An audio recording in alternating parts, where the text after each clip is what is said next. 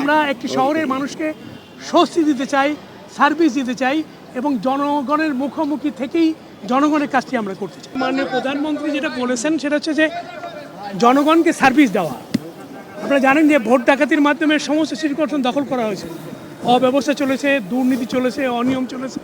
এর থেকে সিটি কর্পোরেশনকে বের করে নিয়ে আসে। গত জুলাই বিপ্লবের পরে প্রশাসনিক কর্মকর্তা চালাতেন, সময় দিতে পারতেন না। এখন রাজনৈতিক নেতৃবৃন্দ সময় দিয়ে জনগণের কাজটি করবেন। উনি যেটা চেয়েছেন মাননীয় প্রধানমন্ত্রী 6 মাসে একটা প্যাকেজ করেছেন, সেটা হচ্ছে গ্রিন সিটি, ক্লিন সিটি করার কথা বলেছেন এবং মশক নিধনের কথা প্রথমে বলেছেন।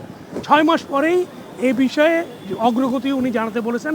এরপরে পরবর্তী স্টেপিংটা কী হবে সেটা আমাদের কাজের অগ্রগতির পরেই উনি নির্ধারণ করে দেবেন। ইনশাল্লাহ আমরা সেভাবেই ওনার যে পরামর্শ অনুযায়ী আমরা কাজ করব এবং আমরা একটি শহরের মানুষকে স্বস্তি দিতে চাই, সার্ভিস দিতে চাই এবং জনগণের মুখোমুখি থেকেই জনগণের কাজটি আমরা করতে চাই।